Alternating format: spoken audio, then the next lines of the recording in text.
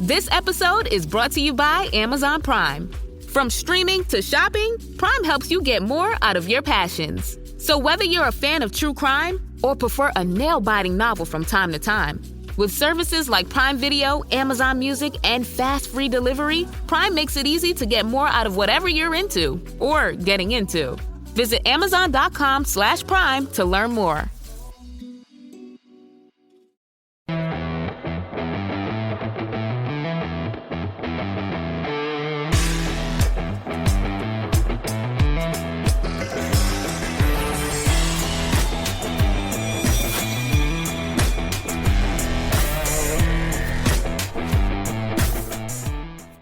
Welcome to the chalkboard, my fellow football nerds, for episode number 184 of Chalk Talk. I am your host, Shane Haff, and you can follow me on Twitter at ShaneHaffNFL.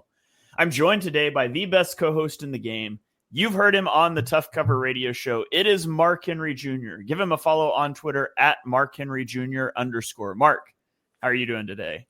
I am doing great. I usually come on here and talk about Victory Monday with the Eagles. And I know that the game happened a long time ago, but it's like 4 or 5 days. I'm still buzzing about Notre Dame. I've got 3 days left. All I can think about is Notre Dame. So I won't even really think about the wild card game until Thursday at midnight, around then. That's really when I'll start loading up and locking in for Green Bay, Philadelphia, which we'll get to that and why it annoys me. But I am full on Orange Bowl is the only thing on my mind.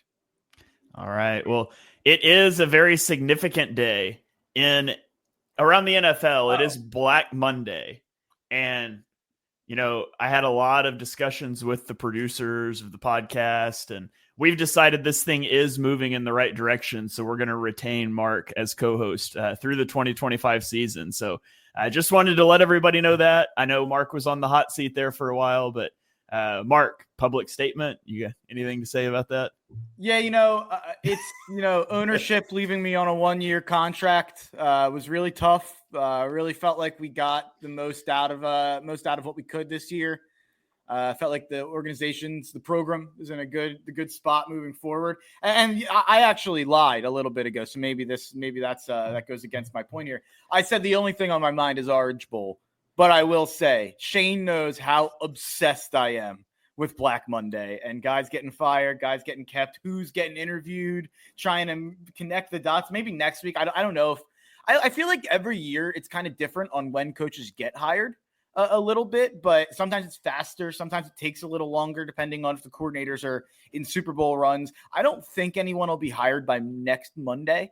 I feel like there won't be any decisions made that fast with the 5 open jobs. So next Monday, I'll try to make the connections. Once we have a little bit more of who's interviewing where, I'll try to make my predictions about who's going to get hired where. Yeah.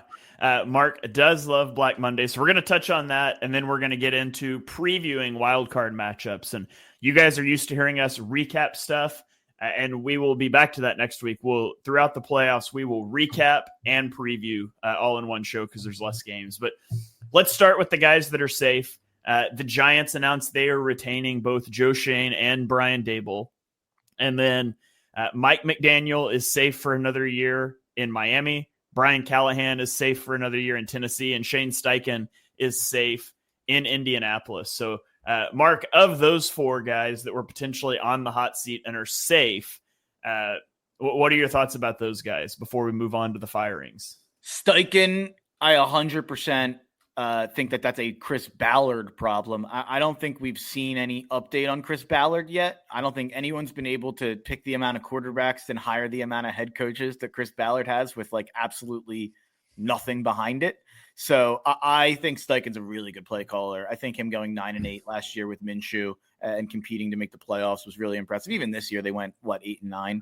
I think they went 8-9, maybe 9-8, something in that range. I think firing Steichen would have been a massive, massive mistake. McDaniel's a weird one. Like, I don't think I would fire McDaniel, but I would say that I've been extremely disappointed in his ability to handle the games that Tua misses. Guys like McDaniel, the Shanahan McVay tree, whatever you want to say, that young offensive mind. You look at Kevin O'Connell and how many quarterbacks he's been able to kind of fit into his system and get pretty good production out of. It feels like anytime Tua is out, Miami's a train wreck. And that's on McDaniel. Does he deserve to be fired for that? Probably not. I think it's probably more of a personnel issue, probably more of just a Tua limitation issue and Tua not being available issue. But I don't think I'd fire McDaniel. Dable, who's the other? I mentioned Steichen, McDaniel. I want to leave Brian Callahan and Brian Dable. Callahan, it's hard to even. I kind of feel the same way about Mayo, about Callahan. Like, they fired him. I get it, but like I don't really know what he was supposed to do. But if they would kept Mayo, I kind of just said the same thing, firing him. Yeah. Oh, there we go. Losing Mark on Black Monday right after we announced that guys are getting cut. We cut Mark out of the podcast, but I'll keep going here, and hopefully Mark will jump back in with us. Oh, there's Mark. Mark's back. We were cutting out a little bit there, but we got Mark back. So let's get into the guys that were fired then. Real quick, because I didn't want to – I think Dable's the most interesting one, the Giants one. Callahan, whatever.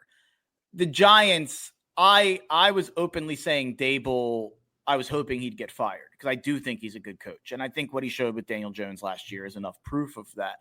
Keeping Joe Shane, in my opinion, there's no defense for it. Yeah. And I don't think that Brian Dable has any ability to bounce back now that it's Joe Shane making the decisions again for next year.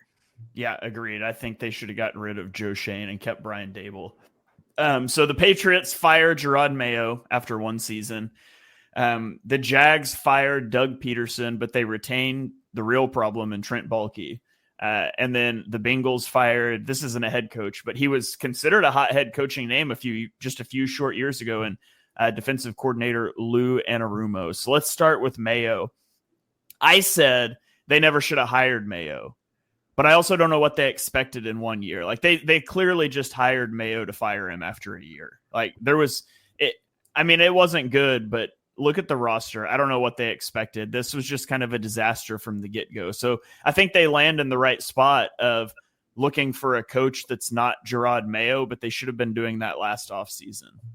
Yeah, I agree. Like, I wouldn't have, we've kind of said this each of the last couple of weeks. I wouldn't have hired Mayo, but what have I seen that I think he's incompetent and think that I feel like the season went pretty well for like what you'd want if you're New England coming into the year. Like, I think you feel better about Drake May leaving it than you did coming into it. And with no weapons, and you're walking away with a pretty high pick. Like, could have been higher if you didn't mess things up in week 18. And maybe I don't think that played a part in him getting fired. I think he was probably going to get fired either way. And if anything, that was a little bit of an FU on the way out the door.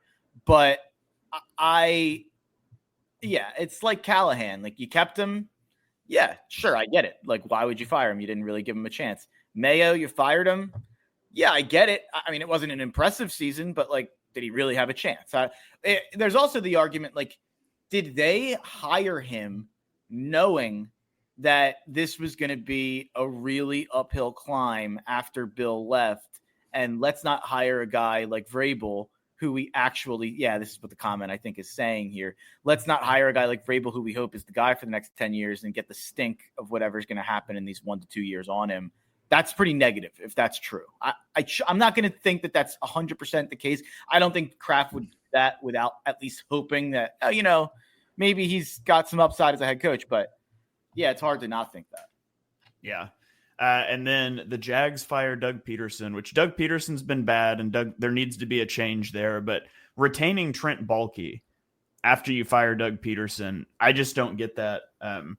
And they basically said that in the statement, they basically said that the new head coach will report to the owner, not the GM. And that never ends well either. Like, they're already setting up the divide, the power struggle between the coach and the GM. If Trent Baalke just needs to be gone, and the Jags are a very unappealing job if I'm a head coach candidate until Baalke is gone. I will give Baalke credit. I think he probably hit a home run this year on Brian Thomas Jr. Like, I think that's probably an excellent pick. But it is, but pigeonholing yourself into everyone in the world knowing you have to take a wide receiver. That's fair. it is bad GMing. And so Brian Thomas turned out to be a good player, but if Brian Thomas was a bad player, they still would have picked him. Like they absolutely had to. Yeah, no, that's fair. That's definitely a fair way to look at it. There was a little debate out there about who was wide receiver 4, so they could have picked another guy. But yeah, I agree with you. The process wasn't great. The results worked out. But it's kind of like the Raiders picking Bowers a year after taking a tight end really high. It's like, yeah, you couldn't have it couldn't have went better, but the process kind of sucked getting there. But yeah, I mean, Bulky, look at the Trayvon Walker decision, look at hiring Urban Meyer, look at anything that's happened in these last couple of years with not fixing anything. You collapsed last season, and you hope that, you look at the Eagles. The Eagles collapsed last season, brought back a ton of the same personnel, a ton of the same coaching staff. And here they are, and they turned things around. The Jags collapsed last season, and I thought that they were going to win the division. Like, I thought that this was a good enough team that they could handle turning around. And obviously they're in a much worse spot than they were last year. So yeah, I don't think it makes any sense to keep Bulky. Yeah. Okay. Let's go. Bengals fired defensive coordinator Lou Anarumo. He was considered a hot head coaching name a few years ago. And there's no doubt the Bengals defense has been terrible this season.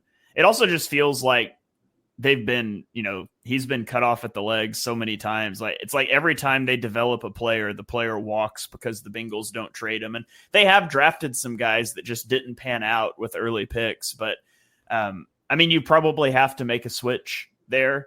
I still think Lou Anarumo is probably a really good defensive coordinator, though. Yeah, it's just one of those things. I mean, we talk about it all the time. Defensive regression year to year comes for everybody. Like, it's so hard to repeat defensive performance year to year. And that's for a lot of reasons. It's because of injuries. It's because of depth. It's because of schedule disparity year to year. There's so many reasons. It's because of when you catch certain teams and you maybe get a backup quarterback in week 7 instead of a starter, or whatever the case may be. And you look at year to year and you see all the time. I think that the stat is, I believe only about 30% of top 10 defenses are able to repeat that the next season. So you think about that, that means 7 of the top 10 defenses are going to fall into the bottom 22 of the NFL every year. And I think there's also a stat, like, out of the bottom 10 defenses, I think 20% will end up in the top half of the league. So it's just year to year, offense is a lot more reliable, which is, in my opinion, and just another of many reasons that when you're looking to hire a head coach, you should be hiring an offensive play caller. Yeah, I was going to look up here Cincinnati. So Cincinnati ranks 29th in defensive DVOA this season.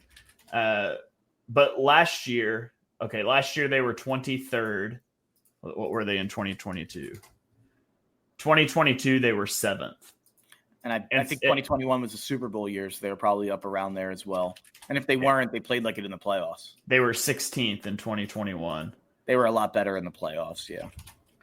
And then, so, they were an average defense in 2021 that played well in the playoffs. They were a top 10 defense in 2022, and then 23rd, so slightly below average last year, and then just bad this year. And, some of that comes down to drafting, player development, personnel decisions, but Lou Anarumo gets the axe, and I would imagine he will land pretty quickly somewhere as a DC. Yeah, I think he'll probably land somewhere. I guess the Doug question, you mentioned Doug earlier. Is he done? Do you think he tries to be an OC? Does he ever get back in head coach kind of the debates or interviews? Does he just go do TV? I don't know what he does. He kind of took the year off last time he got fired. I wonder what the future is for him. Yeah, we have a YouTube comment here from Yako that asked if he should be like a bridge head coach to fix team culture. And that'd be kind of funny. Like, you do the bridge quarterback thing. What if we hey, we've got this QB coach that we think's an up and comer, so we're going to make him OC so you can't bring Press Taylor into the building. And Doug, you come be our bridge head coach for 2 years.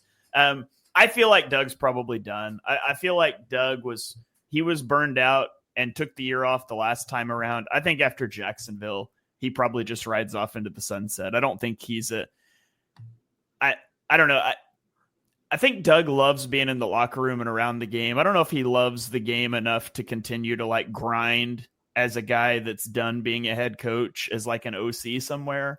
I don't know. If I'm Doug, I probably just am going to ride off into the sunset. Go do a media job if you want to still be around the game, or just go enjoy retirement. Doug's like, I don't know. There's this picture that I always have of Doug Peterson as like a grandpa figure from all the press conference stuff and all of the locker room interactions we saw when he was with Philly. And I don't want my grandpa going through this again. I just want him to go retire and enjoy his life. I could see him going to the Chiefs rehab facility and being the OC in Kansas City. But yeah, especially since, by the way, Matt Nagy is getting mentioned for every job that's available, which is hilarious. I mean, I guess he did coordinate Mitch Trubisky's best year, but that's incredible. By the way, this is just a breaking news from just a second ago. Ben Johnson will interview for the Patriots and Bears head coaching jobs during this week's bye, a sign he has real interest in both jobs. All right. And the Jets are not expected to interview Ben Johnson because they don't want to be good at football. And I saw something that he doesn't want to interview with the Saints. Yeah, I wouldn't either. Nobody should want to interview with the Saints. The Jets are interested in defensive coordinator Aaron Glenn from Detroit. The Bears are expected to interview Ben Johnson and Aaron Glenn. The two teams left to watch are the Raiders with Antonio Pierce, and then the Cowboys with Mike McCarthy, whose contract is technically expired. So those are the two teams we expect to like maybe fire somebody that haven't made an announcement yet. What's your gut feeling on the Pierce with the Raiders and McCarthy with the Cowboys? I would be floored and shocked if Mike McCarthy was fired at this point. The way Jerry talks, and I really think he just loves a guy that's going to do whatever he says. So I think McCarthy's there. Pierce is the one that goes back and forth. Right now, I kind of feel like he gets fired. I don't know why I feel that way. I think a couple days ago I was saying I'd be surprised if they wanted to pay another coach. I think they've got to fire him. You've got to move on. This year was so irrelevant. They might have been like the most irrelevant team in sports this year. So outside of Bauer setting a record there. But yeah, I think you've got to move on. Yeah. I think I agree with you. I think Pierce goes. I think McCarthy stays. So Mark, of the 5 open jobs right now, we're going to rank these. You've got Saints, Jaguars, Jets, Patriots, Bills. What's the top? You're a head coach candidate. What's the number one job you want? You said Bills there. I have 4 of them. Patriots. Sorry, I said Bills. I didn't. Saints, Jags, Jets, Patriots, Bears, not Bills. Jets. I would want the Bills if that job came open. That's for dang sure. I think the bottom 2 by far are Jets and Saints. I think I would put the Jets slightly above the Saints. I think they have a little more young talent, depending where you're at on Sauce Gardner at this point. Garrett Wilson, Breece Hall, Olu Fashanu, a couple guys that you could build around at least at a young age, still on their first contract. The Saints, what do you have? You have like Alvin Kamara, who's old. You have Chris Olave, who's got massive concussion issues. Like the Saints are committed to being bad for 2 years to get out from under the cap. You don't want to be the face of that. It's by far the worst job. And by the way, they're interviewing David Shaw, who used to coach Stanford in like the Andrew Luck era. He hasn't coached in years. It's been like 3 to 4 years since the guy coached. He's interviewing for a Saints head coaching job. It's insane. But I legitimately wouldn't even like. I'd go take the interview because interview practice is good, but I wouldn't remotely consider going to the Saints unless they gave me like a 10-year contract, because you're getting fired in 2 years and it's going to put a stink on you for a couple of years after that. So if you're going to pay me for 10 years of being a head coach, I'll come ruin my career in New Orleans, but otherwise I'm out. Yeah, if you give me a 5-year contract, I'd probably just say yes to any job if I wasn't getting the other ones, because I think getting fired as a head coach is like the best job in sports. You get so much money to do nothing, and then you can still take like assistant jobs. But yeah, you're right from like a reputation standpoint. Like you probably will ruin your reputation by taking this job, but you get a lot of money. That's kind of like the trade-off. And Ben Johnson's really the first person that I can really remember. There's a couple. I think Josh McDaniels had a couple times where he turned down a job or two here or there. But Ben Johnson's like the first guy I can remember being this meticulous about like turning down the amount of jobs he has. And, you could argue like maybe he should have taken the Washington job last year. Like, are these jobs better than the Washington job was? I think probably not. I don't know if that's fair, looking at maybe what Washington's done. Maybe his skewing that. But I would say Jets and Saints are 4-5.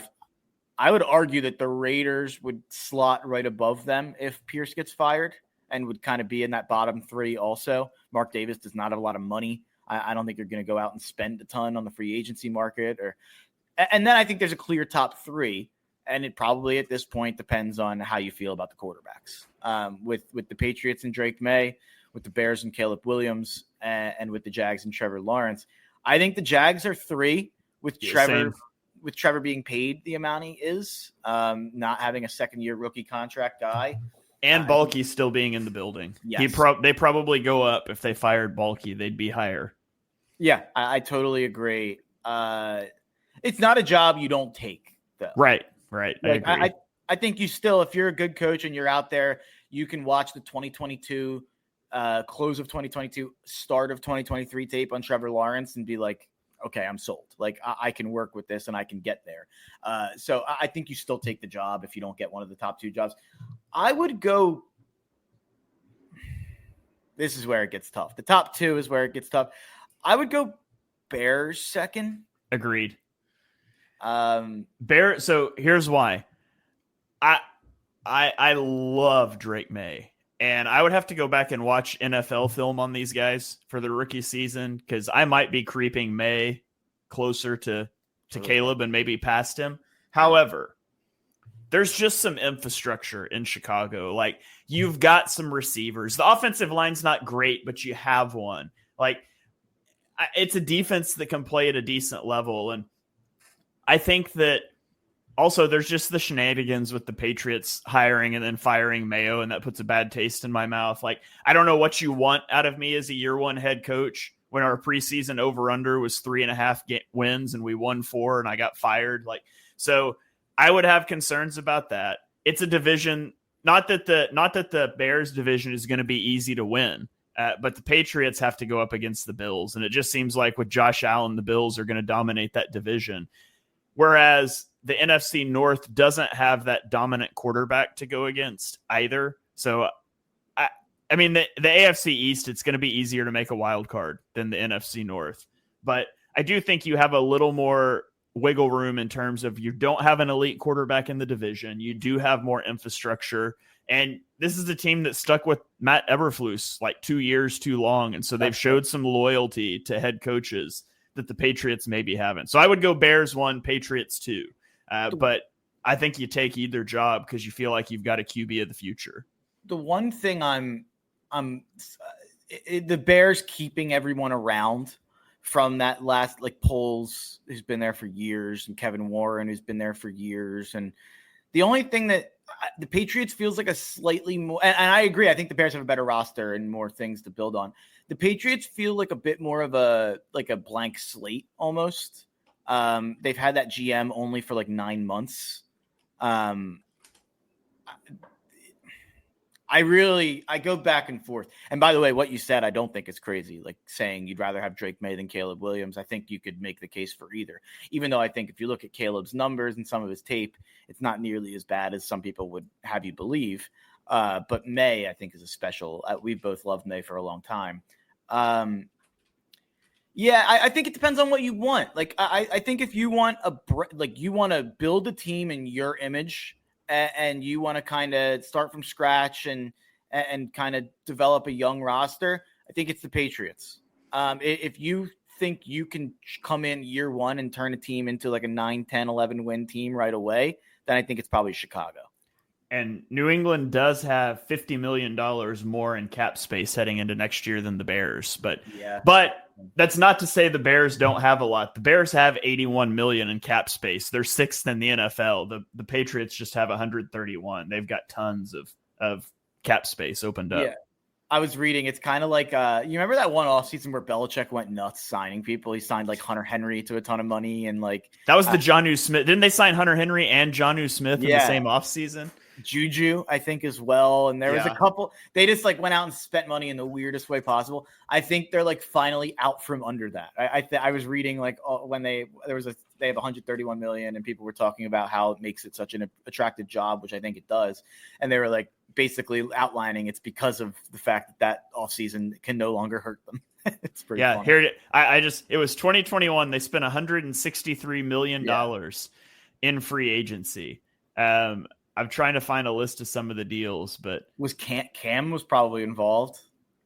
That was the Cam. They paid two of the top tight ends, Jonnu Smith, 4 years, $50 million, Hunter Henry, 3 years, $37 million in that same offseason. Juju got like I think it was like a 1 year deal, but I think it was a good amount of money. They signed Nelson Aguilar. Yes. 2 years, $22 million. They signed Kendrick Bourne, which turned out to be a great deal. 3 years, $15 million. That was a good deal. Matthew Judon, 4 years, $54 million. Ted Karras, 1 year, $3 million. Jalen Mills, 4 years, $24 million. Kyle Van Noy, 2 years, $12 million. Yeah, they went out and spent so much money, and then I think even the next year they went out and spent some weird money as well. But that's what Mayo thought he was getting a chance at. Absolutely, you got to feel bad for Gerard Mayo. No way around that. Yeah, it would be hard to trust Kraft, but so there you have it. There's some thoughts we have on Black Monday. I'm sure we will be touching on this next week as more rumors fly around as well. But Mark, let's pivot over to. By the way, just one last comment from Anthony here. He commented earlier, Doug should be a college head coach. He could eat ice cream with the guys and they would appreciate it more. I kind of love that. Kind of love Doug as like the NC State head coach. Like, I don't know. I kind of think that's a good idea. I like that. NC State rivals with Bill Belichick. They can relive the Super Bowl every year when they play on rivalry week. It'd be great. Okay, let's get into Wildcard Weekend matchups, Mark. We'll start. We'll just go in order here. Let's start Saturday. The 4:30 game is the number 5 seed Chargers at the number 4 seed Texans. So the Texans are 4th in sacks this year. They've got Danielle Hunter and Will Anderson, both with double-digit sacks off of the edge. But offensively, they've been very inconsistent this season. They are 24th in EPA per play since week 10. And some of it is due to maybe some regression from CJ Stroud. Some of it is due to how banged up they are at the skill positions. And some of it's just due to a porous offensive line. But it's really difficult to trust the Texans in any sort of a playoff setting, given how this offense has performed. And we've said all along that, the Texans were the easiest, first round out in the playoffs. You could go ahead and write it down, whoever got the 5 seed. Well, now it's the Chargers. And the last time we saw the Chargers on a playoff field, they blew a 27-0 lead to the Jags that somehow didn't even get Brandon Staley fired. So what are your thoughts going into this game? Who do you expect to see come out of Chargers-Texans?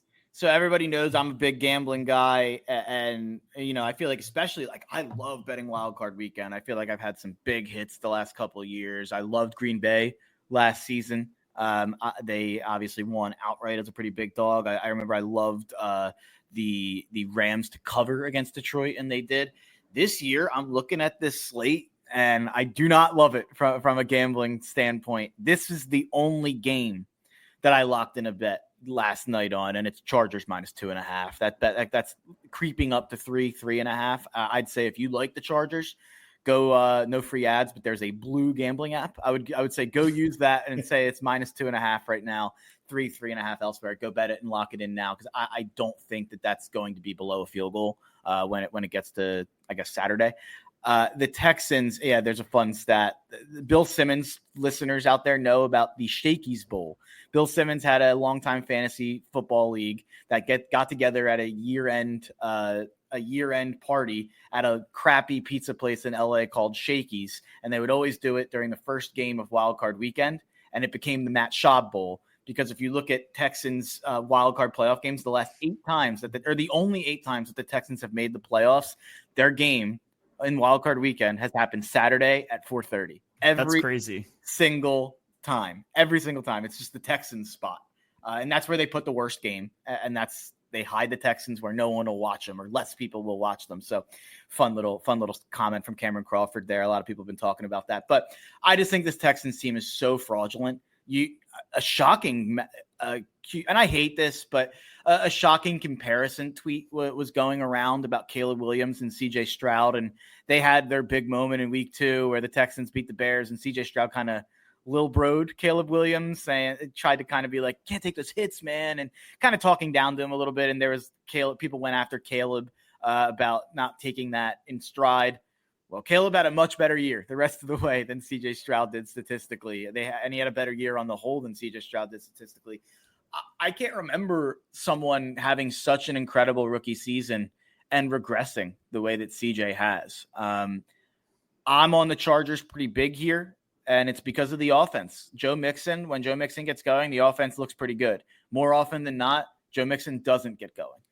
I guess what I'll ask you is, I'm assuming you're kind of on the same wavelength. You're obviously the big Herbert guy over there. Kind of pains me to be betting on Justin Herbert in a big playoff game, but that's where we're at. I guess I'll turn it to you and say, how concerned are you about Stroud long-term as kind of, he was supposed to be one of these top 10 guys going forward? Do you still look at him that way and look at this as maybe a blip or blame the O-line or the coaching? Or do you look at this and say, and yeah, someone commented Dellin Diggs going down has hurt him a lot. Maybe it's the injuries as well. Or do you look at it and say, this is real regression. He doesn't look like the same guy and you're concerned going forward? I mean, I think he's regressed this year. I think injuries play a part in that. I think the sophomore slump can play a part in that. You kind of take we've seen this before. You take the league by storm in year 1, and then you take the big leap. We can talk about it with the Eagles. Even, it wasn't Jalen Hurts' rookie season, but his second season when they make the Super Bowl run, and then it was a step back offensively last year. And NFL defenses are good at adjusting, and I think CJ Stroud's the guy you still want as the face of your franchise. I try not to. I'm almost getting to the point that not only do I not want to rank quarterbacks after their rookie season when I do quarterback rankings, I don't want to rank them until I've seen them in the league for 3 years, which is a really lame way to produce football content. But it's like, so you see guys come in and they're terrible. Look at Bryce Young. And even what he did the first part of his second year, and then he was really good down the stretch. And it just seems like we're so quick to like stamp the careers for these guys coming into the league or after a rookie season or after a second season. And the reality is it takes time. So, when I will do my quarterback rankings again this offseason, and CJ Stroud will drop from where I had him, but it doesn't mean I'm out on him. You just have to react to what you've seen so far. I still believe in CJ Stroud. I still believe in DeMeco Ryans. I think it's probably a conglomeration of his rookie season was so good. Like, we probably should have anticipated coming back to earth a little bit. Bobby Slowick's an interesting, he's already gotten named as an interview for two jobs. It was the Jets and someone else. I don't know who the other team was. But the Texans fans want him fired. Like they think he's terrible. He was a name I really liked after last season. It's going to be interesting to see next year kind of what happens with Houston. Cameron said, do you think it's teams getting more film on a guy? I think that that's maybe fair. And I think that it's something that I wanted to bring up because you don't see that happen with Lamar. You don't see that happen with Josh. I know that Jalen had the regression last year. His regression was really like a 6 to 7 game thing. He was like the MVP favorite in week 11 or 12, whatever it was. So it was also just coupled with a offensive coordinator whose response to a cover 0 blitz was to run verticals every time. Yeah. I think you see these guys with elite athleticism and traits like Jalen, like Josh, like Lamar. We'll see on Jaden Daniels. I think it's harder to say, oh, well, the film figured out guys like that because the natural athleticism and the improvisation is so hard to solve. Whereas CJ Stroud, I think you can probably solve some of the things he did really well. If you look at some concepts, I know people were saying they were really good at mesh concepts last year and teams have kind of caught up to that for them. So I don't watch Houston tape enough to tell you exactly what's happening, but I would say a guy like CJ Stroud is probably more easy to adjust to in a second year as opposed to guys with elite athleticism who are going to give you what you need outside of the pocket to kind of supplement that. Yeah, which is also why I just love having mobile quarterbacks so much because it's just an extra thing a defense has to worry about. And I'm actually going to specifically talk about that issue for a certain defense later in this show. So let's keep rolling here. Let's go to the Saturday night game. Steelers, the 6th seed, at the Ravens, who are the 3 seed. They split in the regular season. The Steelers won 18-16 in week 11. The Ravens won 34-17 in week 16. I believe those were both on their home fields. These are 2 teams going in opposite directions. The Ravens outscored opponents 135-43 in the final 4 games of the year. Their defense is on a heater. They've only allowed 15.4 points per game the last 7 weeks. And the Ravens defense, we talked about in the mid part of the season, they're just not good enough to win a Super Bowl. They were 29th in dropback EPA the first 10 weeks of the season, but they're first weeks 11 through 18. So the Ravens defense has come alive.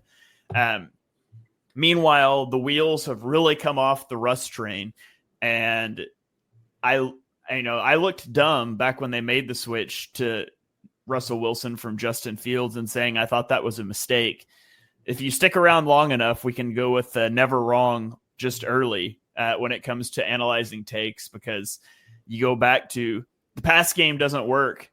And the pass game also didn't work great with Justin Fields. But by the way, like, the run game was better. And if you look at their EPA, Russell Wilson's EPA compared to Justin Fields has like 3 times the EPA per play of Russell Wilson. So now you get into, like, Steelers fans were chanting for Fields at week 18, and that's not something you like going into the playoffs. So what do you make of the whole Steelers thing? I mean, we know the Steelers are just destined to have a winning record and lose Wildcard Weekend, and I think that's what this is shaping up for again.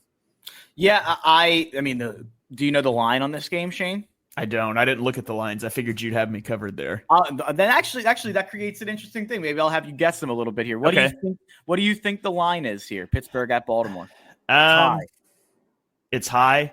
I would guess it's high. I would say Ravens minus 7.5. 9.5. It opened 8.5. It's up to 9.5 now. And yeah, I 100% believe that Justin Fields should be the starting quarterback. And there were so many points of that game where the offense was so stagnant against a really bad defense in Cincinnati. I can't believe Fields didn't get a crack in that game. It's been so weird that they've chosen to go about their season this way. I actually shared a screen here, Shane. If you want to share it, it goes off of something that you mentioned. This is from a couple of weeks ago now, so it's a little outdated. But Ben Solak had a tweet, and let me drop that down a little bit. The Ravens EPA from weeks 1 to 9, like Shane said, 28th per drop back. It is first since week 10.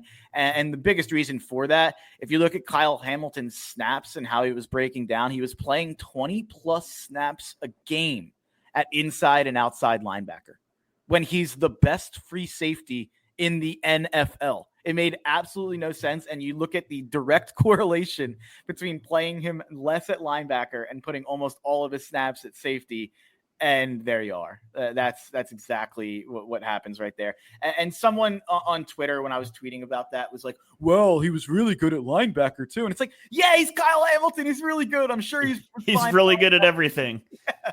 But what you're taking away is having that center fielder who can make so many impacts in the run game and even more primarily in the pass game. And I know Mina Kimes was saying that he belongs on the top 5 of Defensive Player of the Year voting. He should be in that conversation just for the impact he's had in the second half of the year primarily. So Kyle Hamilton is the biggest reason that I'm confident in the Ravens, not only in this game, but I'm confident in this defense to hold up in a way that it did not hold up for the first half of the year. I think what we've seen in the second half of the year, also first time DC in, I think his name's Zach Orr, something like that. And I think he figured some stuff out, obviously, like put Kyle Hamilton at his correct position. So I think what we've seen these last 2 months is more indicative of the first 2 months. Also, another thing I wanted to point out with Baltimore, Aaron Schatz from football, not from Football Outsiders anymore. I forget where he's at now. FTN Fantasy. There you go. He does the DVOA rankings, obviously. Baltimore, all time, ranks as the 7th best team in the history of the NFL this year from DVOA. Now, he would say, I understand why people are skeptical of that, because last year's Baltimore team was the 5th best team of all time, and the 2019 Baltimore team was the 11th best team of all time. Mm-hmm. And I think that there's a chance Lamar has broken DVOA a little bit here. But people are using that and kind of going at him and saying, well, how could the stat be relevant, or how could this stat work if 3 Baltimore teams are in the top 11 of all time? The Baltimore Ravens this season have played 10 playoff teams. I don't know if I've ever seen that before in my life. And that's not even mentioning they also played the Bengals twice, and they played the Cowboys with Dak. But they played the Chiefs, the Bills, the Steelers twice, the Eagles, the Commanders, the Bucs, the Broncos, the Chargers, the Texans.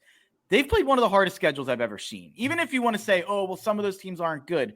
How many teams are legitimately good? Like 5 or 6, Lions, Vikings, Eagles, and then the top 3 in the AFC. They've played 3 of them. They played the Chiefs, they played the Bills, they played the Eagles. They went 2-1 in those games, or 1-2 in those games with a game against the Chiefs that they easily could have won. So I think this Ravens team is really, really good. I think they're a top 3 team in the NFL, and I think they're going to go on the road and beat Buffalo next week after they win this game. Yeah, and that does bring the last stat I'll throw out for this game. And it's that Lamar has a 2-4 postseason record. And in those 6 games, he's turned the ball over 9 times. And so if you're a Steelers fan, you're just banking on, maybe we get one of those Lamar games. And in the 4 losses in the playoffs that they've had, the Ravens have only averaged 10.5 points a game. And so I don't think you have much of a shot in this game. But if you do it, you're probably counting on another Lamar letdown in the postseason. I don't even want to go there, Shane. I'm not justifying your playoff Lamar. No, I know you don't actually. You're not that. I love Lamar. I hope he's in the Super Bowl this year. Me too.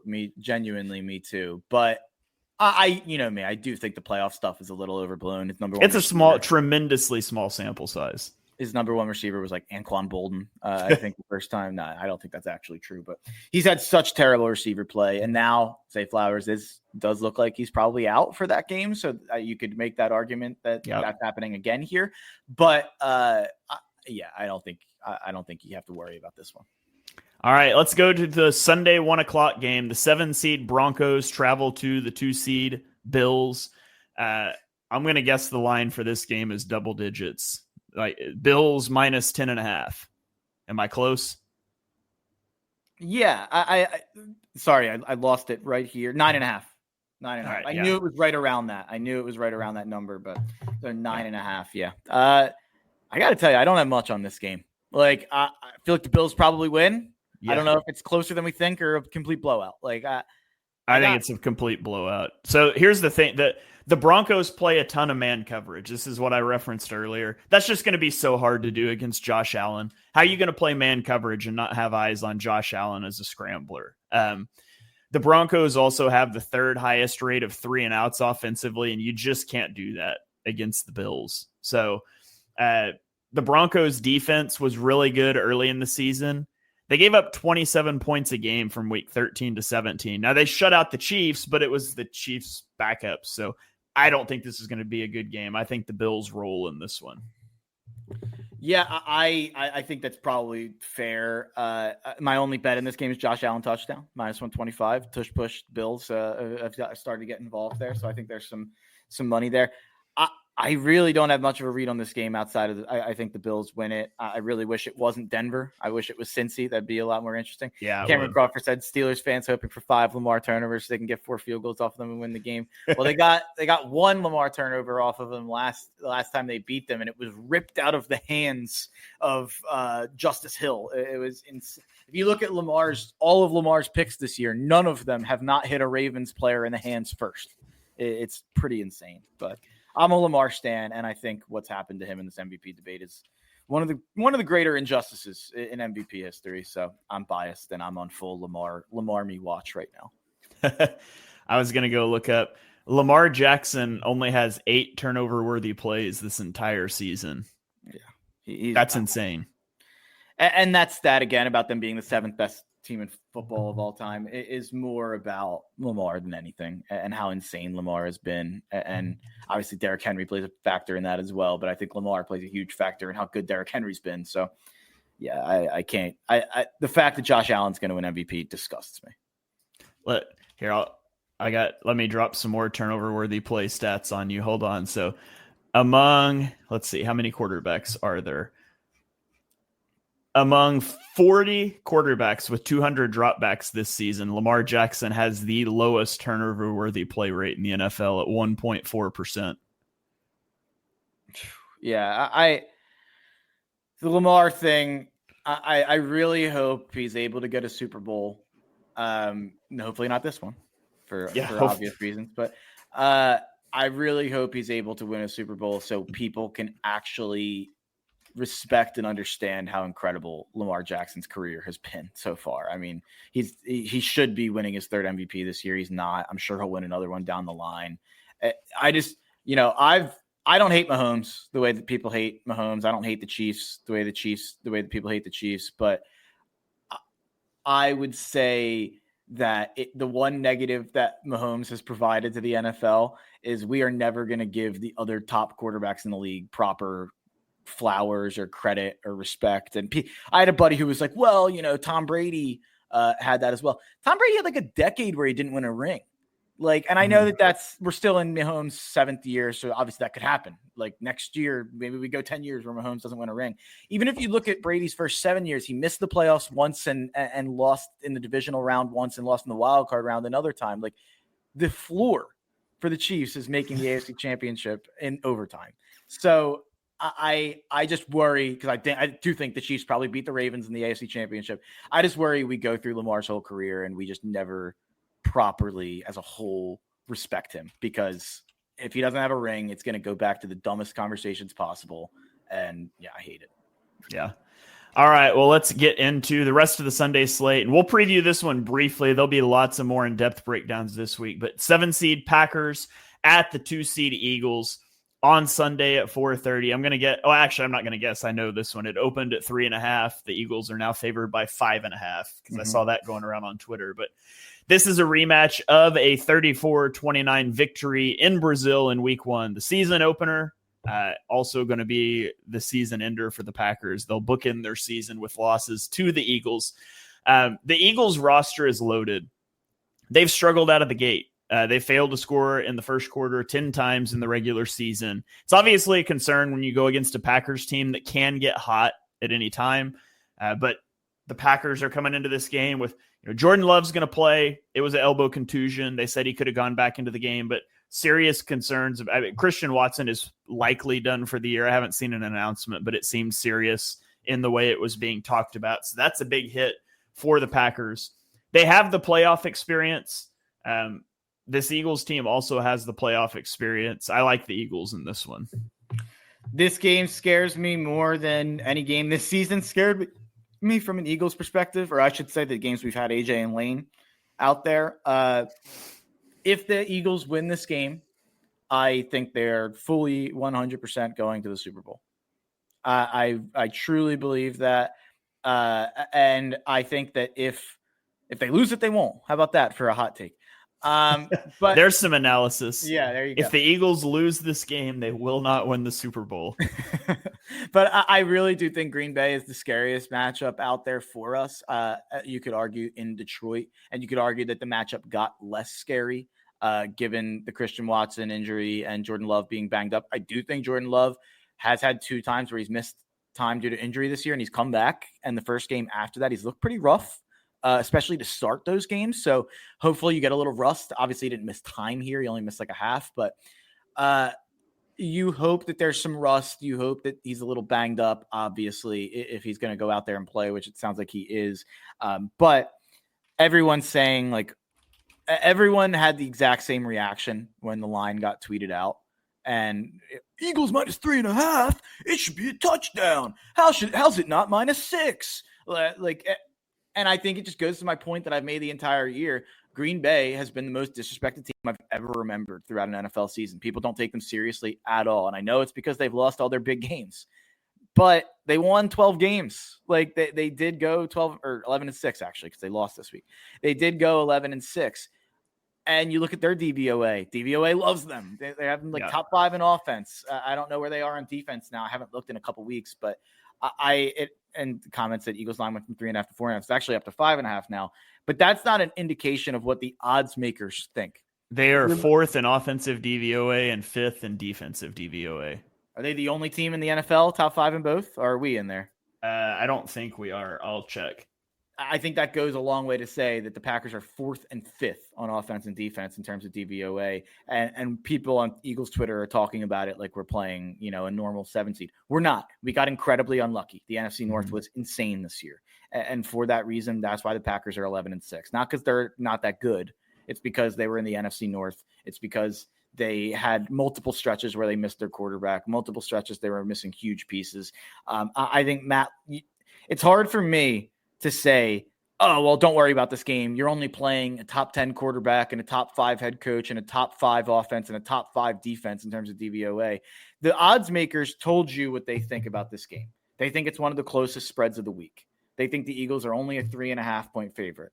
Now people are going to look at 4.5, look at 5.5, look at where it gets to, and that's what they're going to think the line is. That's what we've bet it to. Yeah. Vegas makes adjustments to try to get equal play on both sides based on the amount of bets that they're getting right when their line opens. There's actually a lot of teams that are top 10 in both. Baltimore. Top 5 though? No, that's it. So Baltimore is 1st on O, 6th on D. The Bills are 2nd on O, 8th on D. Detroit 3rd and 7th. Green Bay is 4th and 5th. Kansas City 8th and 9th. The Eagles are 12th and 1st. So the Eagles are just outside the top 10 on offense, but 1st on defense. Yeah, Sheil Kapadia said on his podcast that Green Bay is the best 7 seed ever. He said no 7 seed has ever been top 5 in both offensive and defensive DVOA. Yeah, that's absolutely true. I'll go a step further. This is the best 7 seed in the history of sports. Give me the NBA. Give me the NHL. I don't care who's won. This team is a top 6 team in the NFL, in my opinion. And they're the 7 seed based on their own conference. It's insane. But is the line movement based upon what people believe about Hurts' status for the game? No. He practiced on Saturday. He's playing. So they opened 3.5 with people knowing Jalen was playing.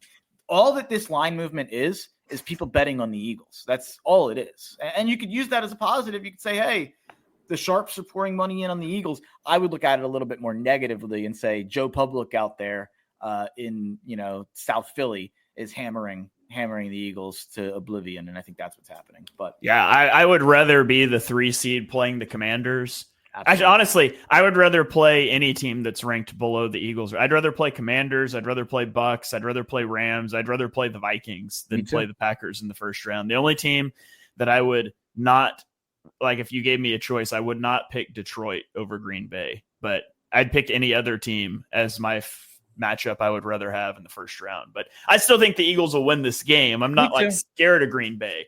I am. I know people are going to get annoyed about that. Oh, the Eagles can beat anybody, and they can. But it's about matchups, and I do think it's a tougher matchup for the Eagles than you would expect to have as a 2 seed. If you can't use if you're scared, get a dog line at me. I have a dog. She's right here. I am scared, and she's here for me. But she's not big enough to protect you, Mark. You need a bigger dog. Oh, you don't know. She can get real mean here as she's sleeping on my lap. But no, I am scared. I'm genuinely scared. But do I think they have like a 60 to 65% chance to win the game? Yeah. That's probably what I'd say, like 60, 65. If you gave me Washington, I'd say it's like 85. Like, that's how confident I'd feel. Cameron commented sharps are the last one to make their bets. Not as soon as the line comes out. It's Joe Philly changing the line. A lot of small bets adding up. I generally agree with that. There are some syndicates out there that try to hit it right as it opens to try to get any value that they see out there. That's a rare thing, though. I do generally agree. Joe Check commented, how healthy is Hurts? Could that be the reason for the line? No, I think he's fully healthy. I think that stuff is overblown personally. Once he got back to practice, I stopped worrying about that. I don't think that's the reason for the line. I think the reason for the line is everything we just ran through. Green Bay's top 5 in offensive and defensive DVOA. Their only losses are to the Lions, Vikings, and Eagles this year. They've played the Eagles already. And by the way, I know we won the game. They kept it close. Like, it was a 5-point loss. They had the ball at the end of the game to try to go win the game. For what it's worth, the Football Power Index gives the Packers a 49.7% chance to advance to the divisional round. So that is scary. Yeah. All right. Let's keep rolling along here. Let's go to Tampa, where the 3 seed Bucs will host the 6 seed Commanders. I'm going to guess this is a close spread, like 1.5 points, maybe a half a point. Is it a pick 'em? Bucs -1.5. Bucs -3. Okay. So this is the night game. You're going to land there. Yeah, this is the night game on Sunday. Tampa beat Washington back in week 1. 2 week 1 rematches in the first round of the playoffs on the NFC side. And Tampa won that game 37-10. Baker Mayfield has had a good season for Tampa. If you look at his stats, he's second in touchdown passes, third in completion percentage, and third in passing yards. They also have the 4th highest rushing yards per game in the league. But week 18 was rough for them in a must-win spot. There were struggles. The defense has struggled with health and consistency. It's hard to feel good about the Bucs offense going into this game. But you look at the Commanders, and they have the worst run defense of any playoff team. They were 30th overall this season, the worst in the playoffs. And so you got to think Bucky Irving will get going for Bucky Irving for the Bucs. Yeah. I like that. You got it. I like that. And he's an Oregon Duck, too. Yeah, that just hit me. But anyways, they have done better in recent weeks, week 16 and 17, but they were facing the Eagles with a backup quarterback, and so they stacked the box against Saquon. And they were facing a rookie quarterback with Atlanta and Michael Penix Jr., so they could stack the box in both of those games. And so, will the Bucs be able to run the ball on them the way that other teams were this season? I will say, the X factor in this game is Jaden Daniels as a scrambler. That's huge. Todd Bowles versus Jaden Daniels is the matchup to watch in this game. And Bowles has done a great job of scheming things for quarterbacks. Bowles likes to bring pressure. And the problem with bringing pressures against a guy like Jaden Daniels is it's probably going to be a big play for you or a huge play for them if he's able to break contain. All of a sudden you slip a cornerback's tackle and you got 30 yards of open grass. So, I think I like the Commanders in this game. I think it's tough. I wouldn't put money on this game, but I think I lean slightly to the Commanders. I'll tell you what, I'll be putting a lot of money on this game, but it's on weird stuff. I like a bunch of weird stuff in this game. I can't pick a side. I lean Tampa winning, but I think it's coming down to the wire either way. I really do think this is a shootout, like a 30-27 type game. So I'll start with, I like the over. 5 straight games for Tampa have hit the over. You just mentioned some defensive issues on both sides, especially on Washington's side. And you look at when they played earlier this year, obviously much different teams than when they opened the season in week 1. Yeah. Which is funny. That's another week 1 matchup. Eagles, Packers in week 1 and now Commies, Bucs as well. But 37-20. It was a high-scoring affair there, 57 points. Obviously, Chris Godwin was out there for Tampa. But I do think it's going to be another 34-31, 30-27 type high-scoring game. So give me the over. And then if we're breaking it down to a couple things to watch for, I think Jaden Daniels rushing in general is what you can watch for. I think I said it kind of – this is not cross sport, but cross – level with Notre Dame. The part of the reason I was kind of confident Riley Leonard would run the ball. You're not saving up for anything anymore. You're not keeping him healthy for anything anymore. If you're Washington, you probably let it rip with Jaden Daniels running the ball in this game. And they did that against the Falcons in week 17. Jaden Daniels carried the ball 16 times for 127 yards in week 17 in a must-win against the Falcons. That was his highest rushing. That was tied for the most carries of the season, and it was his high in rushing yards. And the other game that was next is week 1 against Tampa, 16 carries for 88 yards and 2 touchdowns. So Jaden Daniels will run the ball a ton in this game. Yeah, he's had 4 games over 81 yards. He's had 10 games over 44 yards. Like 6 or 7 over 50. It looks like his rushing prop weekly has been around like 47.5, 46.5. I think you can go and bet that every week as a weekly bet the same way I do with Jalen Hurts touchdown, especially when it comes to these big games. Because if you look at the times that Jaden Daniels didn't do that, it's when he had banged up ribs in the middle of the season. And they were clearly doing a lot to protect him and to not have him run. I always think about that Eagles game. He only ran the ball 7 times for 18 yards in that game. And the week before that, 3 times for 5 yards. And the week before that, 8 times for 35 yards. You take those out, he's averaging like 70 to 75 yards per game. on the ground. So something I'll be watching that has not dropped yet is the Jaden Daniels rushing prop. I'll definitely be betting the over there. Mike Evans touchdown, 6 of the last 10 times he scored a touchdown. Mike Evans is almost like a 50-50 bet, I think, in any game to score a touchdown. So to give me plus money on that against, I think, a Washington secondary that you can get, give me Mike Evans there. And then my one last thing, and I actually want you to look at the draft, our draft guide from last year for this one, Shane, because I don't think I was high enough on this guy. Clearly, Jalen McMillan has really, really broken out for Tampa this year. I was curious where you and Dives had him in the offseason, went in the 3rd round. I imagine we probably had him around that 3rd, 4th round marker. But you look at what he's done as of late. The last 5 weeks, he scored a touchdown every single week, and he has 7 total touchdowns in that span. He's got 24 catches for about 250 yards in that 5-week stretch too, as well as the 7 touchdowns. So I'll be betting all things Jalen McMillan in this game. Give me Jalen McMillan catches. Give me Jalen McMillan yards. And then most importantly, Jalen McMillan touchdown is plus 220 right now. 5 straight games he scored in, 7 total touchdowns in that. Love Jalen McMillan as kind of a shot in the dark for all things when it comes to stats this week. I had Jalen McMillan 76 overall. You had him 81st overall. He went 92nd overall. Oh, okay, so we were both higher than when he went. Yeah, he looks a lot better than Jalen Polk does. I'll say that much. And they were obviously coming from Washington, different situations. But Jalen McMillan really, he had a catch yesterday. One of the better catches you'll see all season for a touchdown. Yeah. Quick question here from the chat, and we'll get to the last game. Well, I guess it wasn't a question, but Cameron said he'd love to see the Bucs in the divisional round, wants revenge. But then he also said if you want someone to knock off the Lions, the Commanders and Daniel's X Factor could help. Joe Ciccoletti's saying big Zach Ertz game as well.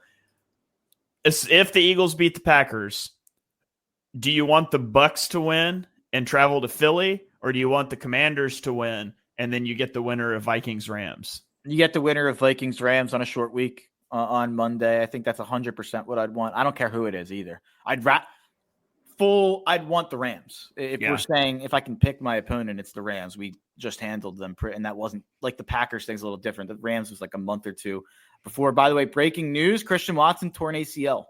Yeah, I was afraid of that. So no Christian Watson, obviously, for this week. So that's huge for the Eagles. But Bucs would be the last team I'd want to see for the schedule reason. And just, I know you're saying I want the revenge. I want Hurts to exercise his demons. I kind of feel that way about the Super Bowl with Kansas City. If you're asking me Kansas City, Buffalo, or Baltimore, I kind of want Kansas City. So I get that point. But I don't ever want to play Kansas City in a playoff game because officials will put a heavy finger on that game and it'll annoy the crap out of me. You know me, I try to stay away from the. I do too, but it's become impossible this year with some of the ways Eagles games have been officiated. But Eagle stuff, there's more point about the Eagles to me getting boned than there is about the Chiefs getting helped even this year. You look at the stats about the Eagles penalty wise, it's insane. But yeah, I don't want Tampa. I would much rather the Rams, and even would rather the Vikings, especially how we looked at them last night. And then I actually think the Eagles match up really well with the Bucs, but the rest differential thing is big for me. If the Vikings Rams was also a Sunday game, I think I would rather have the Bucs than the Vikings, but rather have the Rams than the Bucs. But since they would be coming off a day less rest, I'll definitely be. Well, I don't know. I say I'll definitely be pulling for the Commanders to win, so the Eagles get the Monday night winner. But I also would love to see the Commanders not win a playoff game. But from a from a perspective of like, it's win-win. I either get to make fun of Commanders fans that talked incessant trash after cheap shotting Jalen Hurts out of a game and then barely winning. So I either get to clap back on that, or we get to face a team off a rest differential. So I think the Bucs is the correct play to root for from an Eagles. Or, excuse me, the Commanders winning is the correct thing for the Eagles' best matchup. They have one playoff win since the Bush-Gore election. They have one playoff win since 9/11. I mean, you can run down all the historical things. They have, I think it's been 14 years since their last playoff win or something like that too. So, yeah, I think it's a total win-win. If the Commanders, I tweeted all those at Commanders fans and they got upset with me. So I would say I'd be very happy to troll the Commanders. but I don't want to face Tampa. So I'll be unfortunately rooting for Washington. Yeah. Okay, last game. I did not think we would top an hour on this show, but here we are. The number 5 seed Vikings at the number 4 seed Rams on Monday. I'm assuming the Vikings are favored in this one, like 2.5, 3.5. The Vikings are favored by 2.5, depending where you're looking. Nice. All right, so this is the Monday night game. The Rams have down bounced to 1.5. Actually, I apologize. Oh, down wow. to 1.5. The Vikings did look real bad last night, but the Rams bounced back from a 1-4 start to the season. Their defense has been phenomenal down the stretch, but their offense has been not. They scored 44 points against the Bills in week 14. And then in weeks 15 through 17 combined, they only scored 44 points. Puka Nacua has a 40% target rate this season. That is the highest rate for a player with at least 200 routes run since at least 2007, which is as far back as that tracking data goes. So this offense runs through Puka. You look at the Vikings, and the only non-Lions loss the Vikings have had this season. So they've lost to the Lions twice. They lost one other game, and it was to the Rams back in week 7. The Rams beat them 30-20. Sam Darnold looked terrible last night. Like I didn't tweet this, but I thought about it. Like I was watching the game with a buddy of mine that's a Lions fan, and I was like, the Sam Darnold decision is going to be tough for the Vikings this offseason. And by the end of the game, I was like, well, the Sam Darnold decision's pretty easy now. Yeah. He looked terrible anytime he was blitzed last night. If he can't hold the ball for 3+ seconds, it's over. And so I would expect the Rams have a good unit getting pressure. I would expect them to dial up pressure on Darnold.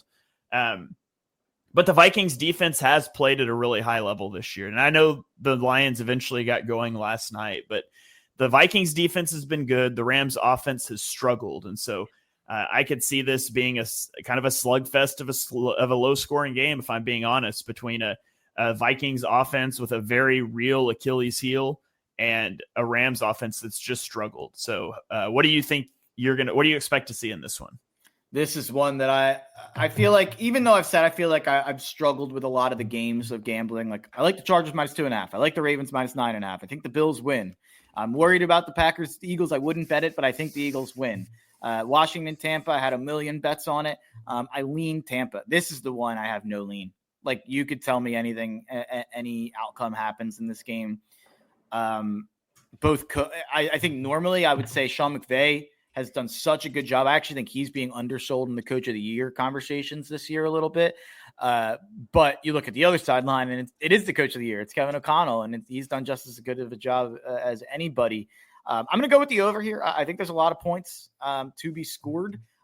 You again referencing a rematch, 30-23 or 30-20. That went well over the total of 47. The total is again 47 here. So I think I'm going to go with the over, even with how Darnold looked in that game. Something I'll ask you about the Vikings and Jefferson. And Justin Jefferson is one of one, maybe the most valuable non-quarterback in the sport. Is there any argument that the Eagles are a lot more equipped to handle Justin Jefferson than almost anybody else in football? With Quinyon, with kind of the safety help that we have, and with how good the secondary's been? Yes. Also, you have seen the Eagles attacked deep the last few weeks. So it would be a little bit of a scary matchup with Justin Jefferson, with Jordan Addison, with their penchant to hold the ball and throw it deep. Because I do think that's what you're going to see teams do to the Eagles in the playoffs, is try to test those corners deep outside the numbers. But I do think they are well equipped. It's just been a little shakier the last couple weeks. Yeah, this is really tough. This is the toughest game of the week from that perspective. I'll go with the Rams.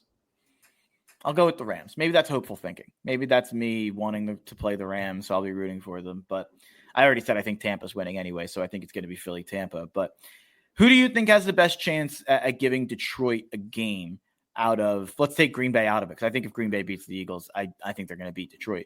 But Tampa, LA, Minnesota, or Washington, who has the best chance at giving Detroit a game?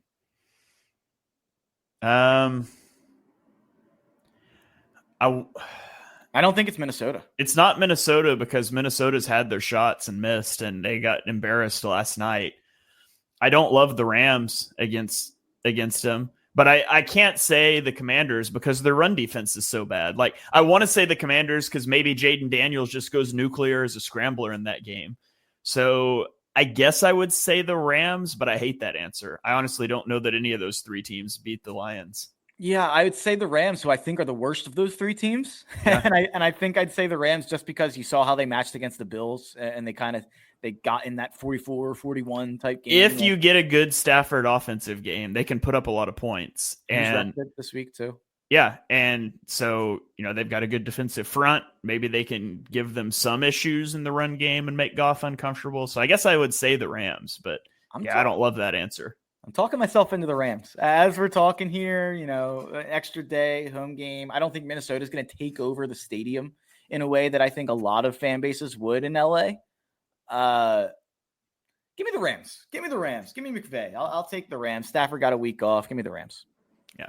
All right. I'll take the Rams. Don't love it. Don't even like it, honestly. No, I don't like it. But all right. That's going to about do it. Mark, do you have any final thoughts that you want to fire off before we get out of here? Play like a champion on Thursday in the Orange Bowl. Notre Dame, Penn State.